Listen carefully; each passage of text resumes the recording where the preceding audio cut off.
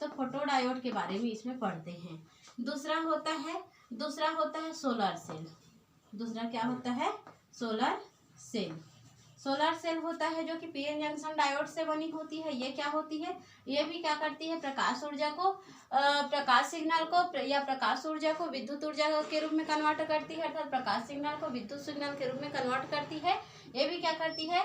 मतलब आने वाली इंसिडेंट लाइट होती है, प्रकाश किरण होती है, उसको क्या करती है? तो विद्युत के रूप में कन्वर्ट करती है। ठीक है। तीसरा होता है, उसको क्या बोलते हैं? तो तीसरा होता है, उस उपकरण को हम बोलते हैं क्या? तो उस उपकरण को बोला जाता है लाइट इमिटिंग डायोड। लाइट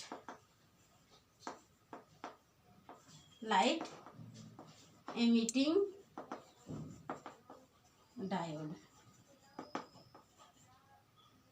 ठीक है। तो ये लाइट इमिटिंग डायोड जो होती है प्रकाश उत्सर्जक प्रभाव होता है। तो ये 3 प्रकार का हम क्या करते हैं? युक्तियों का उपयोग कर लेते हैं।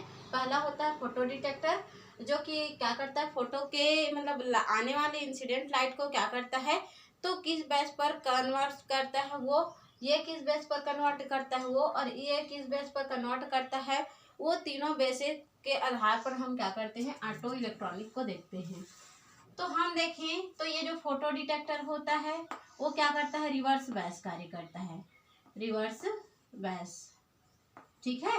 और ये जो सोलर सेल होती है वो क्या करती है? फॉरवर्ड बैस कार्य करती है।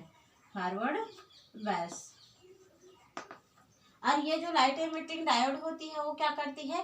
तो पहले इन दोनों के बारे में चर्चा कर लेते हैं। ठीक है। तो आज के क्लास में हम क्या देखते हैं? फोटो डिटेक्टर क्या होती है, फोटो डिटेक्टर किसको कहते हैं। तो सबसे पहले ऑटो इलेक्ट्रॉनिक क्या होता है उसके बारे में जानो कि ऑटो इलेक्ट्रॉनिक जो होती है वो प्रकाश सिग्नल को विद्युत सिग्नल के रूप में, अर्थात प्रकाश ऊर्जा को विद्युत ऊर्जा के रूप में रूपांतरित करती है, जिसके लिए हम 3 उपकरण लेते हैं। एक होता है प्रकाश संसूचक सेल, और दूसरा होता है सोलर सेल। सोलर सेल को हम सोलर सेल को हम क्या बोलते हैं? तो इसको बोला जाता है फोटोवोल्टाइक सेल। इसको क्या बोला जाता है? Photovoltaic cell. और इसको प्रकाश उत्सर्जक सेल डायोड या लाइट एमिटिंग डायोड भी बोला जाता है। इसको हाथ में एलईडी कहते हैं। ठीक है।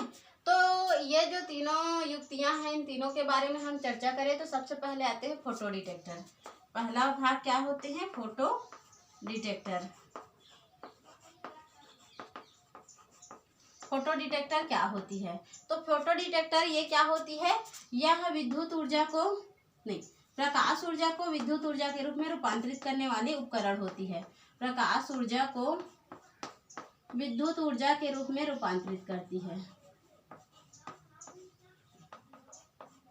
प्रकाश ऊर्जा को विद्युत ऊर्जा में बदलती है। ठीक है, ये हो गया।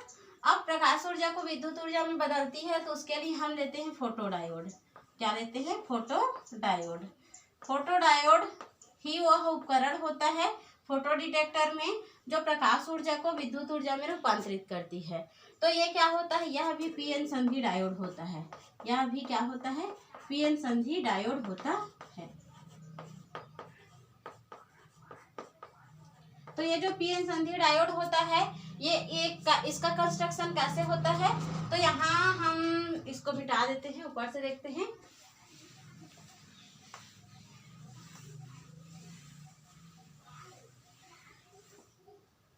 क्या देख रहे हैं? Photo detector. Photo detector. तो फोटो डिटेक्टर में देख रहे हैं फोटो डायोड। क्या देख रहे हैं? Photo diode. तो फोटो डायोड क्या होती है? यह भी पीएन संधि डायोड होती है। ये कैसी डायोड होती है? तो पीएन संधि डायोड होती है। तो ये कैसे बना होता है? तो यहाँ पर पी प्रकार का और एन प्रकार का सेमीकंडक्टर इस प्रकार से हम जोड़ देते हैं। ठीक है। यहाँ पर क्या होता है? डिप्लेशन लेयर होता है। तो ये जो पीएन संधि डायोड होता है उसमें पी प्रकार का सेमीकंडक्टर क्या होते हैं? बड़े होते हैं, और एन प्रकार का सेमीकंडक्टर क्या होते हैं? छोटे होते हैं। ठीक है। तो यहाँ पर होल प्रोड्यूस होते हैं या होल क्रिएट होते हैं पी प्रकार के सेमीकंडक्टर में, और यहाँ पी प्रकार के सेमीकंडक्टर में होल, और यहाँ क्या होते हैं? एन प्रकार के सेमीकंडक्टर में इलेक्ट्रॉन होते हैं। ठीक है। तो ये इसका की पॉइंट ये होता है, जब इसको हम क्या करते हैं? विद्युत परिपथ से जोड़ा जाता है तो इसमें जो बैटरी लगाई जाती है या सेल लगाई जाती है उसके पी सिरे को हम बैटरी के ऋण सिरे से जोड़ते हैं और ये धन सिरा को बैटरी के प्लस सिरे से जोड़ देते हैं। अर्थात यहाँ पर जो बाइसिंग होती है, यहाँ पर डिप्लेशन लेयर बहुत ही थिन हो जाती है।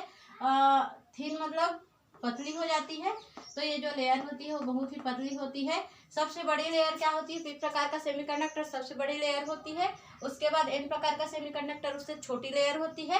फिर सबसे पतली क्या होती है? तो हम लोगों का डिप्लेशन लेयर, जो क्या करती है? प्रकाश को यहाँ से इस सिरे से इस सिरे में कन्वर्ट करती है, भेजने का कार्य करती है। तो इसको बोला जाता है डिप्लेशन लेयर।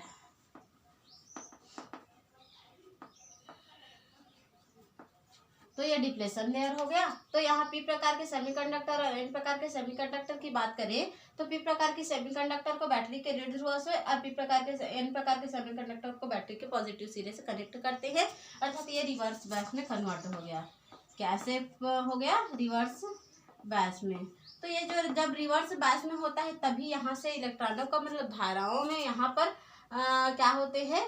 तो यहाँ विद्युत धारा का प्रवाह होता है। अर्थात यहाँ पर जो क्या होते हैं? प्लस आवेश होते हैं। ये जो होल है तो जाहिर सी बात है वहाँ पर प्लस आवेश होगा। जब इसको हम क्या करते हैं? बैटरी के ऋण ध्रुव से जोड़ते हैं तो ये क्या करते हैं? इधर की ओर कार्य करने लगते हैं, इधर की ओर कार्य करने लगते हैं। और यहाँ पर जो इलेक्ट्रॉन होते हैं ये धन ध्रुव से जुड़े होते हैं। तो ये धन ध्रुव क्या होते हैं? ऋण ध्रुव की ओर आकर्षित होने लगते हैं और इस प्रकार ये क्या होते हैं? तो ये रिवर्स बायस मतलब एंटी क्लॉकवाइज क्रिया करते हैं। ठीक है। और हर बार ये क्या करते हैं? इसी प्रकार का एंटी क्लॉकवाइज अपना प्रोसेस आगे बढ़ाता है। और ये हमेशा क्या होते हैं?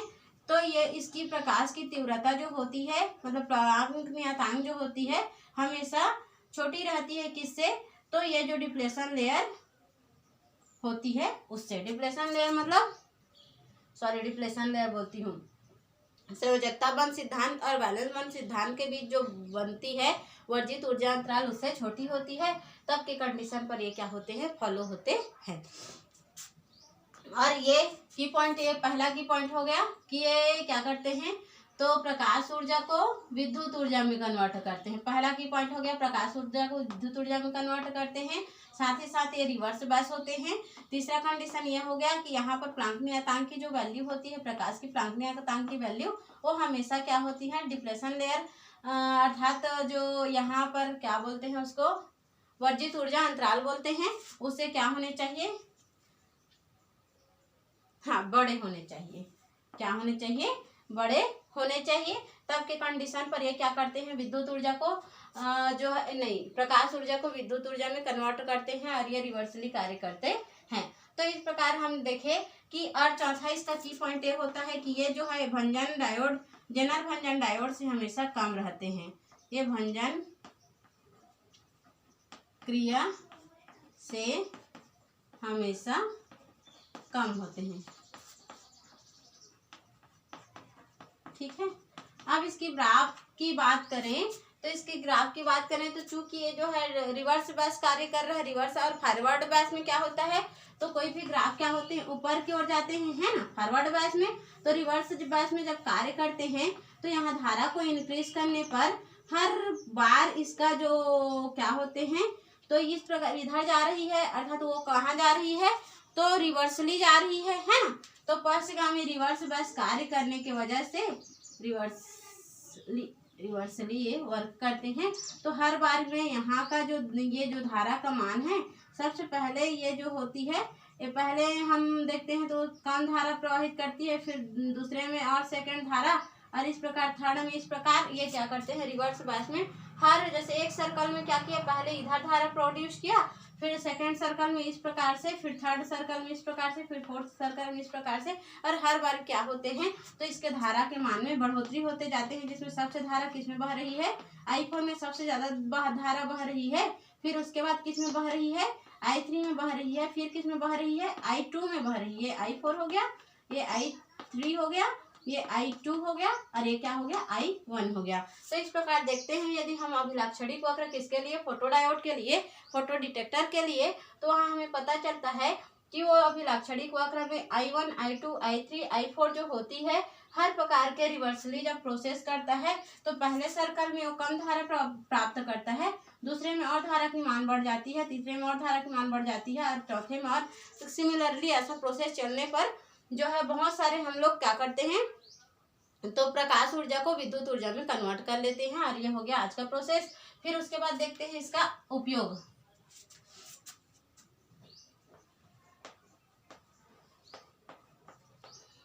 इसका उपयोग देखते हैं। तो पहला इसका उपयोग क्या होता है, तो इसका पहला उपयोग होता है कि ये क्या करता है, तो प्रकाश संसूचक का कार्य करता है।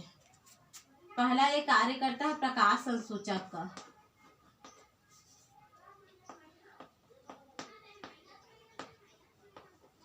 दूसरा ये क्या कार्य करता है, तो दूसरा ये क्या करता है, आकाशीय पिंडों का मापन करने के लिए करता है। जैसे आज पानी गिरना है नहीं गिरना है, उसका थोड़ा बहुत अनुमान लगाने के लिए कार्य करता है, प्रकाशीय अनुमान।